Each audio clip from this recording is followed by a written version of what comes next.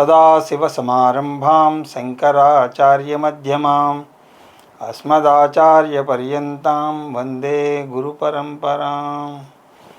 హరి ఓం. శ్రీ గురుభ్యో నమః. హరి ఓం. పార్థాయ ప్రతిబోధితాం భగవతా నారాయణేన స్వయం వ్యాసేన గ్రథితాం పురాణమునినాం మధ్యే మహాభారతం అద్వైతామృతవర్షిణీం భగవతీం అష్టాదశాధ్యాయినీం అంబ త్వామనుసందధామి భగవద్గీతే భవద్వేషిణీం. యం బ్రహ్మా వరుణేంద్రరుద్రమరుతస్తున్వంతి దివ్యైస్తవైః వేదైః సాంగపదక్రమోపనిషదైః గాయంతి యం సామగాః ధ్యానావస్థితతద్గతేన మనసా పశ్యంతి యం యోగినః యస్యాంతం న విదుః సురాసురగణాః దేవాయ తస్మై నమః. ఓం శ్రీకృష్ణ పరబ్రహ్మణే నమః. స్మరవారం వారం కార్యక్రమంలో భగవద్గీత జ్ఞాన యజ్ఞంలో 136వ రోజు అధ్యయనానికి మీ అందరికీ స్వాగతం. సర్వతః పాణిపాదం తత్ సర్వతోక్షిశిరోముఖం సర్వతః శృతిమల్లోకే సర్వమావృత్య తిష్టతి. ఉపనిషత్తులు బ్రహ్మను జగత్కారణ బ్రహ్మగా అభివర్ణిస్తాయి. మన విజ్ఞాన శాస్త్రం కూడా ఈ జగత్తుకు కారణం ఏమిటో పరిశోధించి చూస్తోంది. అణువులు పరమాణువుల గురించి పరిశోధన జరుగుతూనే ఉన్నది. కానీ ఇంకా అసలు సృష్టికర్త ఎవరో కనుక్కోలేకపోతోంది. వేదాంతం జగత్తుకు ముందు ఉన్నది, నిర్గుణ బ్రహ్మ అని చెప్పింది. ఆ బ్రహ్మ పంచ జ్ఞానేంద్రియాలకు అందదు అని కూడా చెప్పేసింది. అందువల్ల ప్రత్యక్ష ప్రమాణానికి అందని బ్రహ్మ గురించి, మనస్సుకి వాక్కుకు అందని బ్రహ్మ గురించి ఎలా తెలుసుకోవాలి? మొదట్లో అర్థం కానట్టు అనిపించినా లోతుగా తరచి చూస్తే నెమ్మది నెమ్మదిగా అర్థమవుతుంది. దానికి బుద్ధి చాలా పదునుగా, చాలా సూక్ష్మంగా ఉండాలి. క్షురకుని కత్తి అంచులాగా ఉండాలి అంటుంది కఠోపనిషత్తు. మీరు ఎర్రటి ఎండలో బయటికి వెళ్ళి కాసేపు ఇంటికి తిరిగి వస్తే రాగానే ఇంట్లో మీకు ఏమీ కనపడదు. ఆ చీకటికి మీ కళ్ళు కాస్త అలవాటు పడ్డాక అప్పుడు ఆ గదిలో ఉన్నవన్నీ కూడా స్పష్టంగా తెలుస్తాయి. వేదాంతంలోకి ఇప్పుడిప్పుడే తప్పటడుగులు వేస్తూ ఉన్నవారి పరిస్థితి కూడా అలాగే ఉంటుంది. ముందు అంతా కూడా ఏదో మాటల గారడీగాను అయోమయంగాను ఉంటుంది. కానీ పట్టుదల వడదలకుండా ముందుకు సాగితే అందులో ఉన్నటువంటి లోతులను కొలవడం మొదలు పెడతారు. బ్రహ్మ గురించి ఎలా తెలుసుకుంటాము? బ్రహ్మ దగ్గరకు వెళ్ళే ముందు కొంత నామవాచకం గురించి, విశేషణం గురించి తెలుసుకుందాం. నామవాచకం అంటే మనిషి, ఊరు, జంతువు, వస్తువుల పేర్లు అది తెలుపుతుంది. ఉదాహరణకి రాముడు, హైదరాబాదు, కుక్క, చెట్టు. ఈ విశేషణం అంటే నామవాచకం యొక్క గుణాన్ని తెలుపుతుంది. ఉదాహరణకి పొట్టి మనిషి, తెల్లబంతి, పెద్ద చెట్టు. ఈ పొట్టి, తెల్ల, పెద్ద పదాలు ఆయా నామవాచకాల గుణాలను లేదా లక్షణాలను వివరిస్తాయి. ఇది మామూలుగా మనకు నామవాచకం గురించి, విశేషణం గురించి తెలిసినటువంటి వివరణ. అంటే నామవాచకం వస్తువుని సూచిస్తే విశేషణం ఆ వస్తువు యొక్క గుణాన్ని సూచిస్తుంది. అవునా? ఇప్పుడు మరికొన్ని పదాలను చూద్దాం. బంగారు గాజు, చెక్క బల్ల. మన సూత్రం ప్రకారం వీటిని ఎలా చెప్పాలి? గాజు నామవాచకం, బల్ల నామవాచకం, బంగారు విశేషణం, చెక్క విశేషణం. కానీ లోతుగా విశ్లేషిస్తే ఈ పదాలలో బంగారం అనే పదం గుణాన్ని తెలపడం లేదు, వస్తువుని తెలుపుతోంది. అలాగే చెక్క అనే పదం గుణాన్ని తెలపడం లేదు, వస్తువుని తెలుపుతోంది. అంటే దీన్ని బట్టి మనకు తెలుస్తున్నటువంటి విషయం ఏమిటి? విశేషణాలు గుణాన్ని తెలపవచ్చు లేదా వస్తువునైనా తెలపవచ్చు. పొట్టి మనిషి ఉదాహరణలో గుణాన్ని తెలిపితే, బంగారు గాజు ఉదాహరణలో వస్తువుని తెలుపుతోంది, విశేషణం. అంటే ఒకటవ సూత్రం విశేషణం గుణాన్ని లేదా వస్తువుని తెలుపుతుంది. ఇప్పుడు నామవాచక పరంగా చూద్దాం. ఇప్పుడు బంగారు గాజులో గాజు నామవాచకం. నామవాచకం వస్తువుని తెలపాలి. కానీ వేదాంతపరంగా చూస్తే గాజుకి విడిగా ఉనికి లేదు, గాజు అనే వస్తువే లేదు. మరి ఉన్నదేమిటి అంటే బంగారం మాత్రమే ఉన్నది. అంటే గాజు నామవాచకమే అయినా అది వస్తువుని సూచించడం లేదు. గాజు వస్తువు కాకపోతే మరి అది దేన్ని సూచిస్తోంది? దాన్ని గనక విశ్లేషిస్తే మనకు తెలిసేది ఏమిటి అంటే అసలు వస్తువు బంగారం, కానీ బంగారానికి ఉన్న రూపం గాజు. అలాగే బంగారపు ఉంగరం అంటే వస్తువు బంగారం, దాని రూపం ఉంగరం. అలాగే చెక్క బల్ల అన్నప్పుడు వస్తువు చెక్క, దాని రూపం బల్ల. అందువల్ల ఈ వాక్యాల్లో బంగారు, చెక్క వస్తువులను సూచిస్తే గాజు, ఉంగరం, బల్ల వాటి లక్షణాలను సూచిస్తాయి. రూపం మారితే గాజు మాయమైపోతుంది. అందువల్ల గాజు లక్షణాన్ని సూచిస్తుంది అని అంటాం. అంతకుముందు చూసినటువంటి ఉదాహరణలో అంటే పొట్టి మనిషి, పెద్ద చెట్లో మనిషి, చెట్టు వస్తువుల్ని సూచిస్తున్నాయి. కాబట్టి రెండో సూత్రం ఏమిటి అంటే నామవాచకం వస్తువుని లేదా గుణాన్ని తెలుపుతుంది. ఇప్పుడు ఈ వాక్యాలను మళ్ళీ చూద్దాం. పెద్ద చెట్టు, పెద్ద అన్నది గుణాన్ని తెలిపే విశేషణం. బంగారు గాజు, గాజు వస్తువుని తెలిపేటువంటి విశేషణం. పెద్ద చెట్టు, చెట్టు వస్తువుని తెలిపేటువంటి నామవాచకం. బంగారు గాజులో బంగారం గుణాన్ని తెలిపేటువంటి నామవాచకం. ఇప్పుడు ఈ ఉదాహరణలను జగత్తుకు, బ్రహ్మకు అన్వయించి చూద్దాం. ఇదంతా వేదాంతం కొన్ని వేల సంవత్సరాల ముందు చేసింది. ఈ జగత్తులో కొన్ని వస్తువులను చూద్దాం. పుస్తకం ఉంది, బల్ల ఉంది, గోడ ఉంది, చెట్టు ఉంది. ఈ వాక్యాలన్నింటిలోనూ సమానంగా ఉన్నటువంటి పదం ఏమిటి? ఉంది.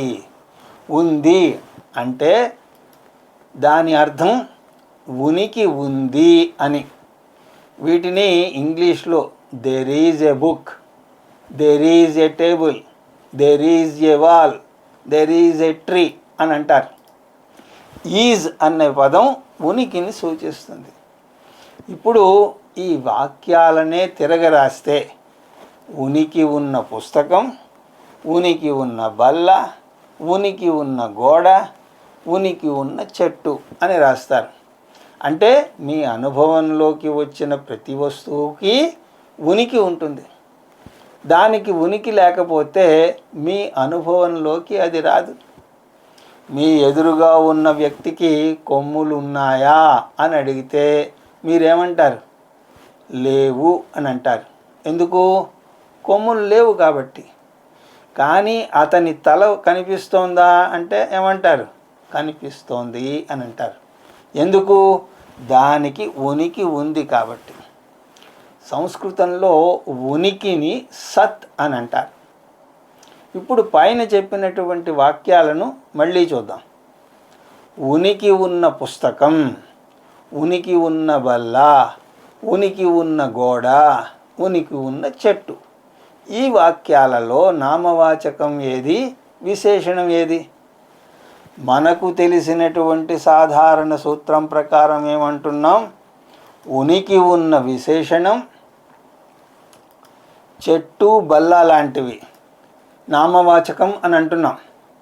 కానీ ఈ విషయాలను వేదాంతం, తర్కశాస్త్రం లోతుగా విశ్లేషించాయి. అందువల్ల సరే, ఉనికిని మీరు విశేషణమని, చెట్టుని నామవాచకం అని అంటే అవి ఎటువంటి విశేషణాలో నామవాచకాలో చెప్పండి అంటుంది వేదాంతం. ఎందుకు ఈ ప్రశ్న ఉదయిస్తుంది అంటే, ఇంతకు ముందే మనం 2 సూత్రాలను చూసాం. వాటి ప్రకారం విశేషణం వస్తువును, నామవాచకం దాని గుణాన్ని సూచించవచ్చని చూసాం. దానికి ఉదాహరణలు బంగారు గాజు, చెక్క బల్ల అని కూడా చూసాం. ఇప్పుడు ఉనికి అనే పదం గుణాన్ని సూచిస్తోందా, వస్తువుని సూచిస్తోందా? వేదాంతానికి రాకముందు ఉనికి ఉన్న ప్రపంచం అని చెప్తే ప్రపంచం వస్తువు, ఉనికి దాని లక్షణాన్ని సూచించే విశేషణం అని అంటారు. కానీ వేదాంతం అది మీకు కప్పినటువంటి మాయా అంటుంది. మాయాశక్తి మిమ్మల్ని పెద్ద పొరపాటు చేసేలా చేస్తోంది అంటుంది. ఏమిటా పొరపాటు? ఉనికిని విశేషణము, జగత్తుని వస్తువు అని అనుకోవడం పొరపాటు. మరి అది పొరపాటు అయితే ఏది సత్యం? విశేషణం గుణాన్ని సూచించడం లేదు అంటే 2వ సూత్రం ప్రకారం దేన్ని సూచిస్తున్నట్టు? వస్తువుని సూచించాలి.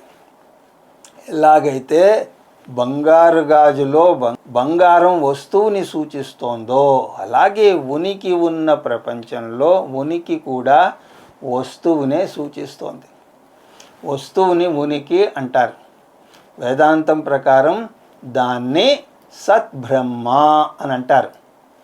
ఛాందోగ్యోపనిషత్తు ఆరంభించడమే ఈ సద్బ్రహ్మతో ఆరంభిస్తుంది. సదేవ సౌమ్యేదమగ్రమాసి ఏకమేవాద్వితీయం. వేదాంతం ప్రకారం ప్రాథమిక వస్తువు లేదా పదార్థం సత్. ఆ ఉనికి అనేది ఆ వస్తువు యొక్క గుణం కాదు, అది ప్రాథమిక అంతిమ పదార్థం. అంటే అది వస్తువుని లేదా పదార్థాన్ని సూచిస్తున్నది. అంటే ఇక్కడ విశేషణం పదార్థాన్ని సూచిస్తున్నది. ఇది మొదటి భాగం. ఇప్పుడు 2వ దశలోకి అడుగు పెడదాం. 2వ దశలో ప్రపంచం పదాన్ని విశ్లేషిద్దాం.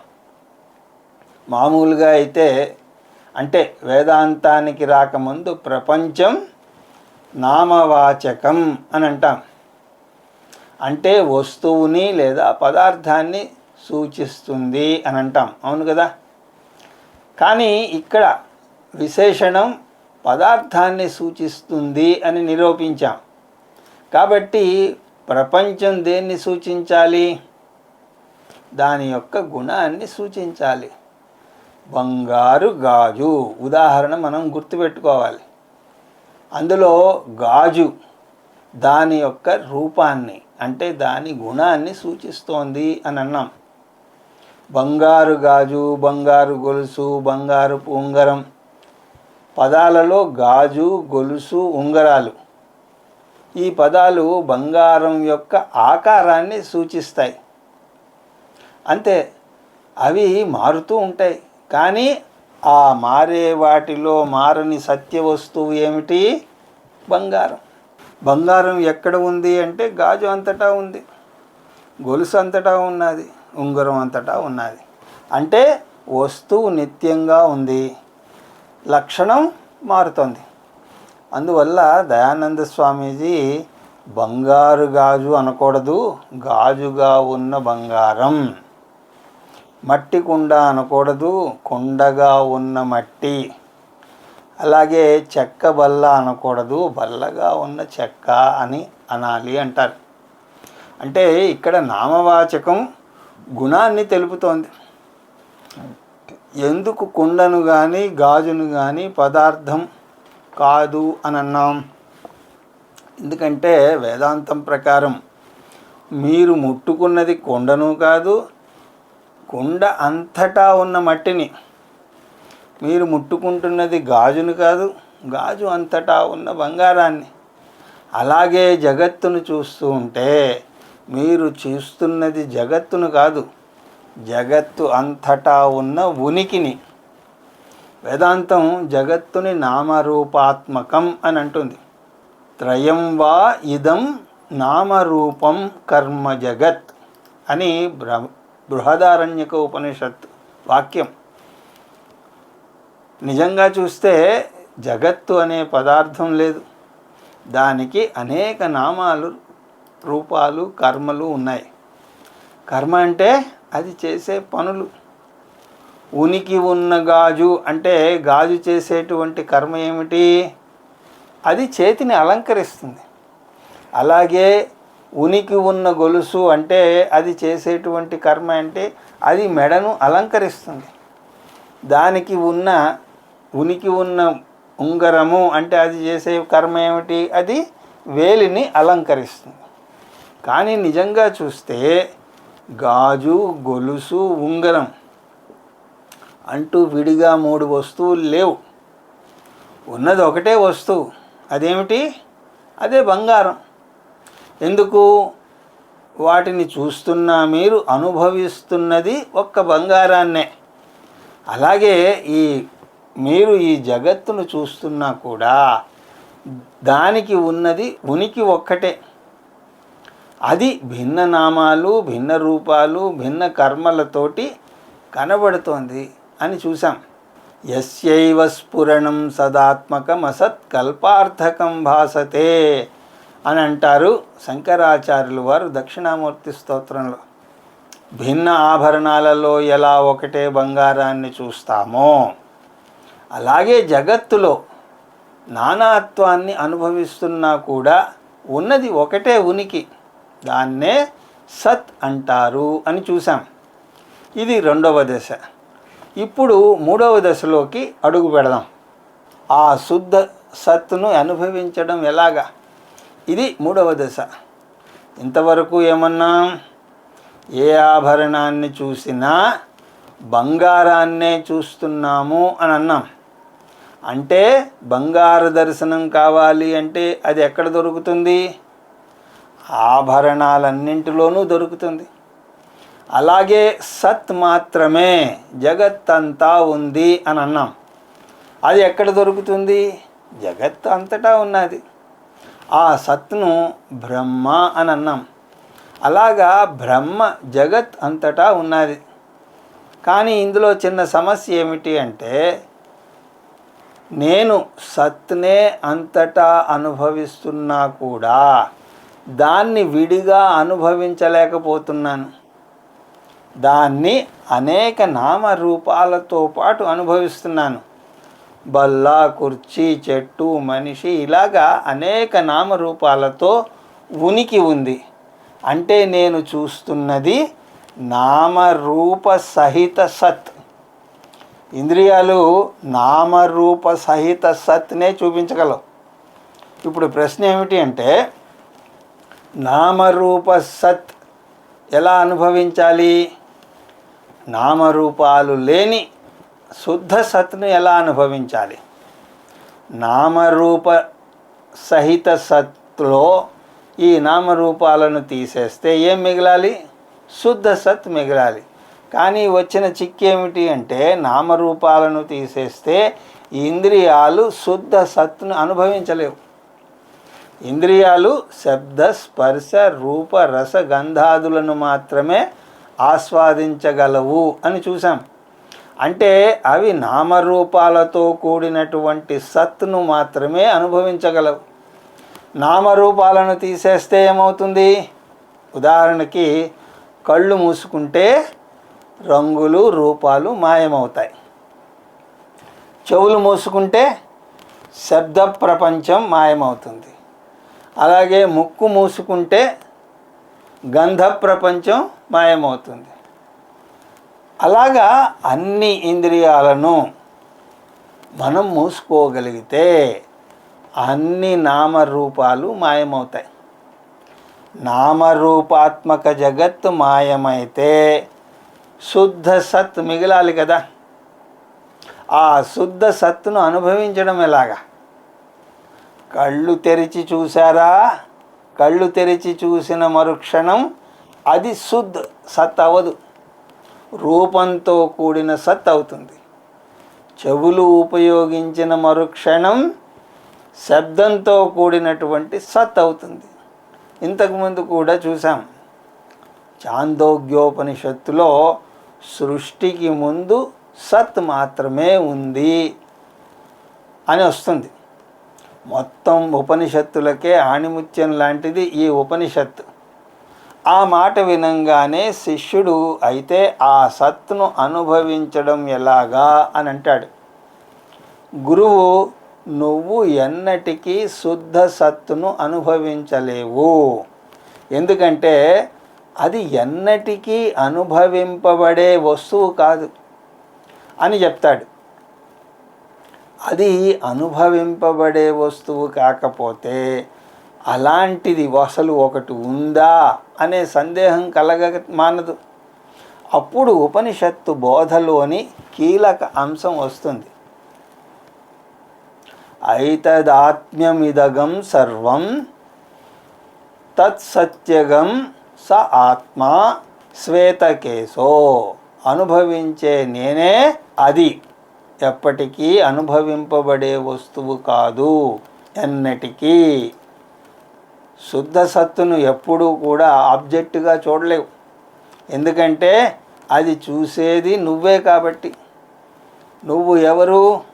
సాక్షి చైతన్యం. అంతటా ఉన్న సత్తే నీలో చిత్తుగా కూడా ఉన్నది. వేదాంతం అలా సత్తుతో మొదలుపెట్టి చిత్తుతో ముగిస్తుంది. సత్ ఈజ్ ఈక్వల్ టు చిత్. తత్ త్వం అసి. ఆ సత్తే ఈ చిత్ అయిన నువ్వు. శుద్ధ చిత్. శుద్ధ చిత్ ఏమిటి? నేనే. అహం బ్రహ్మాస్మి. నా స్వరూపం ఏమిటి? సచ్చిత్ ఆత్మ ఏవ బ్రహ్మ అస్మి. ఇదే వేదాంత సారాంశం. నేను సద్రూపాన్ని, నేను చిద్రూపాన్ని. ఈ జగత్తు మొత్తం నాలో ఉన్న నామరూపాలు. మయ్యేవ సకలం జాతం మయి సర్వం ప్రతిష్ఠితం తద్బ్రహ్మాద్వయమస్మ్యహం. అహం బ్రహ్మాస్మి అనే సత్యం జీర్ణించుకోవడం చాలా కష్టం. బ్రహ్మ కోసం వెతుకుతున్న నువ్వే ఆ బ్రహ్మవు అని అంటుంది ఉపనిషత్తు. ఈ సత్యాన్ని జీర్ణించుకోవడానికి స్వప్న దృష్టాంతాన్ని ఇస్తుంది. స్వప్నంలో మీరు ఏం చూస్తారు? అనేక వస్తువుల్ని చూస్తారు. కొన్ని ఆనందాన్ని కలగజేస్తే, కొన్ని దుఃఖాన్నో భయాన్నో కలగజేస్తాయి. కొంతమంది పీడకలలు రాకుండా ఉండడానికి ఆంజనేయ దండకం చదువుకుని మరీ పడుకుంటారు. సరే, మీరు కలలో దేన్నో చూసి భయపడుతున్నప్పుడు కలలోనే మీ దగ్గరకు ఒక గురువుగారు వచ్చారు అని అనుకుందాం. ఆ గురువు మీకు ఏమని చెప్తాడు? నాయనా, ఆ పులిని చూసి భయపడకు, అది నిజం పులి కాదు, ఈ స్వప్న ప్రపంచం నుంచే వచ్చింది. నువ్వే ఈ పులిని సృష్టించావు. నువ్వే సృష్టించిన పులిని చూసి నువ్వే భయపడుతున్నావు.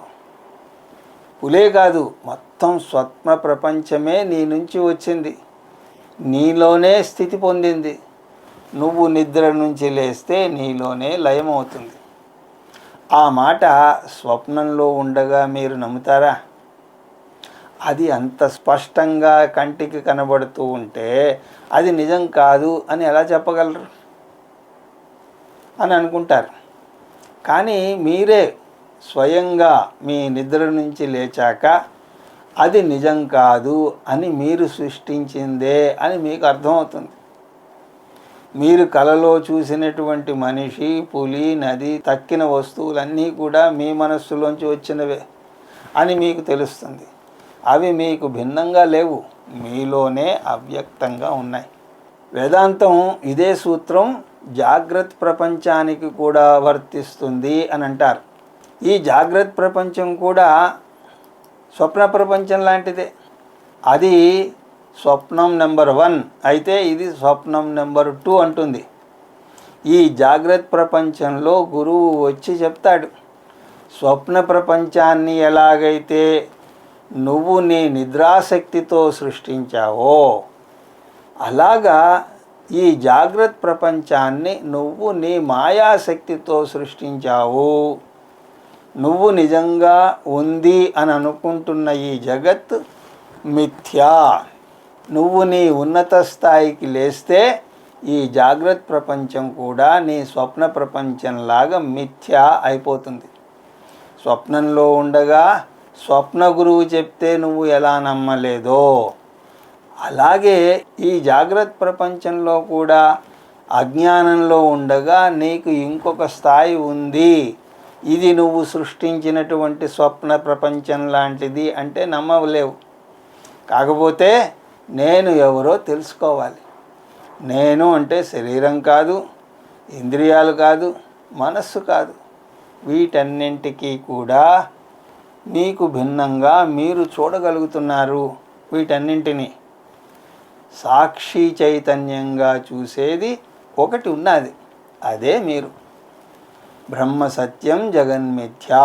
బ్రహ్మ అయిన నా నుంచే ఈ నామరూపాత్మక జగత్తు వచ్చింది. అందువల్లనే ఈ జగత్తును విశ్వరూప ఈశ్వర అని అంటారు. విశ్వరూప ఈశ్వరుడెవరు? నామరూప కర్మలతో కూడినటువంటి బ్రహ్మ. సహస్రశీర్షా పురుష, సహస్రాక్షాత్, సహస్రపాత్. బ్రహ్మ ఏకం, జగత్ అనేకం. అదే వేదాంత సారం. బ్రహ్మను ఇక్కడ జ్ఞేయం అంటున్నాడు కృష్ణ పరమాత్మ. మాండూక్యోపనిషత్తులో విజ్ఞేయ అని వస్తుంది. చతుర్థం మన్యంతే స ఆత్మా స విజ్ఞేయ. ఇక్కడ 13 నుంచి 19 శ్లోకాల్లో కృష్ణ పరమాత్మ బ్రహ్మను సత్గాను చిత్గాను కూడా వర్ణిస్తాడు. సత్యం జ్ఞానం అనంతం బ్రహ్మ, సత్ చిత్ ఆనందం బ్రహ్మ. ఈ నిర్వచనాలను మనం ఉపనిషత్తుల్లో చూస్తాం. ఇప్పుడు మనం సత్ను చూస్తున్నాం. సత్ అంటే ఉనికి అని చూసాం. మనం చైతన్యం గురించి వచ్చినప్పుడల్లా సరే 5 సూత్రాలను చూస్తూ వస్తున్నాం. అవే సూత్రాలను సత్ కూడా అన్వయించవచ్చు. నిజానికి చైతన్యానికి ఈ సూత్రాలను చెప్పే ముందు కాంతి ఉదాహరణ మనం చూసాం. ముందు కాంతికి 5 లక్షణాలను చూసి అవే లక్షణాలను చైతన్యానికి అన్వయించాం. ఇప్పుడు మళ్ళీ అవే లక్షణాలను సత్తుకి అన్వయించవచ్చు. వాటిని వరుసగా చూద్దాం. సత్ యొక్క లక్షణాలు ఏమిటి అంటే, ఇప్పుడు చైతన్యం లక్షణాలను సత్తుకి అన్వయిస్తూ తిరిగి చెప్పచ్చు. సత్ అంటే ఆత్యంతికమైనటువంటి ఉనికి. సత్ శరీరంలో ఒక భాగం కానీ లక్షణం కానీ దాని నుంచి ఉత్పత్తి అయినది కానీ కాదు. సత్ స్వతంత్రమైనది. అది శరీరం అంతటా కూడా వ్యాపించి శరీరానికి ఉనికిని ప్రసాదిస్తుంది. సత్ శరీర సరిహద్దులకే పరిమితం అవ్వలేదు. సత్ శరీరం నాశనమైతే నాశనం అవ్వదు. శరీర పతనానంతరం కూడా శుద్ధ సత్ ఉంటుంది. సత్ శరీరం లేకపోయినప్పటికీ ఉంటుంది కానీ తెలియదు. సత్ తెలియజేసే శరీరం లేదు కాబట్టి సత్ తెలియదు. అంత మాత్రం చేత సత్ లేదు అన్నట్టు కాదు. ఆ విధంగానే సత్తే చిత్, చిత్తే సత్.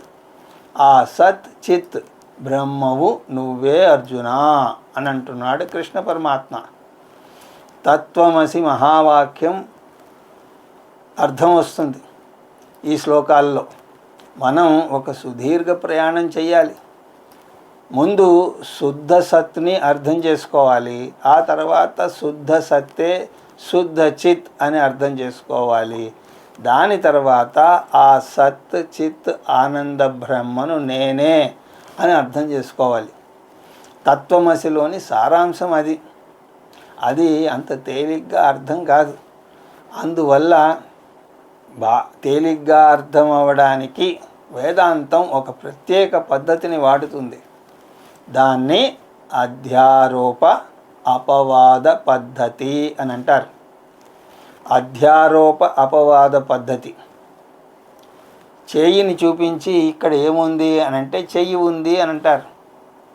రెండవది చెయ్యితో పాటు చెయ్యిని ప్రకాశింపచేసే కాంతి ఉంది అని అంటారు. ఇది అధ్యారోపం. చేయి ప్లస్ కాంతి. కాంతి లేకపోతే చేయికి విడిగా ఉనికి లేదు. చేయి నామరూపం. నాలుగవది చేయి ప్లస్ కాంతిలోంచి చేయిని తీసేస్తే మిగిలేది శుద్ధ కాంతి మాత్రమే. అది అపవాదం. ఈ పద్ధతిని కృష్ణ పరమాత్మ తన బోధలో ఉపయోగిస్తున్నాడు. ఈ నేపథ్యంతో ఈ శ్లోకాలను అర్థం చేసుకోవడానికి మనం ప్రయత్నిద్దాం. ఇవి సత్తుతో మొదలై చిత్తుతో ముగుస్తాయి. తత్ అంటే బ్రహ్మ, సత్ అంటే ఉనికి అని చూసాం. అంతటా ఉనికి ఉన్న జగత్తులో ఉనికి గుణం కాదు, పదార్థం అని కూడా చూసాం. దీనికి బంగారు గాజు ఉదాహరణ మనం మర్చిపోకూడదు. ఆ ఉనికి ఎలా ఉంది? సర్వతః పాణిపాదం. ఆ ఉనికి అంతటా ఉన్నది. బంగారం ఎలాగైతే ఆభరణాలన్నింటిలోనూ ఉన్నాదో అలాగా ఉనికి జగత్ అంతటా ఉన్నది. ఉనికి అంతటా ఉంది అని ఎలా చెప్పగలరు? ఉనికి లేని వస్తువు గురించి అన్నడూ చెప్పలేరు. ఒక వస్తువుకి ఉనికి లేకపోతే ఆ వస్తువు లేదని చెప్పచ్చు. అందువల్ల ఉనికి అంతటా ఉన్నది. మీలో, ఆ బల్లలో ఇంకా చెప్పాలి అంటే బల్లకు మీకు మధ్య కూడా అందులో ఉనికి ఉన్నది. మీరు నాకు బల్లకు మధ్యలో ఏమీ లేదు, శూన్యమే ఉంది అని అన్నారనుకోండి. ఏమున్నది అని అంటే రెట్టించి అడిగితే శూన్యం ఉంది అని అంటారు. మీరు ఉంది అంటేనే అది ఉనికి. అందువల్ల ఉనికి లేకుండా దేని గురించి కూడా మాట్లాడలేరు. అందువల్ల సర్వతః పాణిపాదం. సద్బ్రహ్మ. చేతులు కాళ్ళు అంతటా ఉన్నాయి. సర్వతోక్షి శిరోముఖం. ఈ సద్బ్రహ్మకు అంతటా కళ్ళు, శిరస్సులు, ముఖాలు ఉన్నాయి. అంతటా విశ్వరూపంగా విరాజిల్లుతున్నాడు. సర్వత శృతిమల్లోకే. ఆ బ్రహ్మే అంతటా చెవులతో ఉన్నాడు. శృతి అంటే ఇక్కడ చెవులు. లోకే ఈ విశ్వంలో. అందువల్ల బ్రహ్మకు విశ్వమంతటా చెవులు ఉన్నాయి. సర్వమావృత్య తిష్టతి. ఆ బ్రహ్మ సర్వవ్యాపకంగా అంతటా ఉన్నాడు. తర్వాత శ్లోకంలో కృష్ణ పరమాత్మ అధ్యారోప అపవాద పద్ధతిని ఉపయోగిస్తున్నాడు. దాన్ని తర్వాత తరగతిలో దర్శించే ప్రయత్నం చేద్దాం. అలాగే ఇంకొక ముఖ్యమైనటువంటి విషయం, ఈ అధ్యాయం కొంచెం వేదాంతపరంగా క్లిష్టంగానే ఉంటుంది. ముందు చెప్పినట్టుగా 1-2 సార్లు వింటేనే కానీ, ఒక్కొక్క సమయంలో 4-5 సార్లు వింటేనే కానీ అర్థం కాదు. అందుకోసం అర్థం అవ్వడం లేదు అని ప్రయత్నం విడవకుండా పట్టుదలతోటి 2-3, ఒకవేళ అర్థం కాకపోతే 2-3 సార్లు వినే ప్రయత్నం చేస్తారు అని ఆశిస్తూ, హరి ఓం తత్సత్.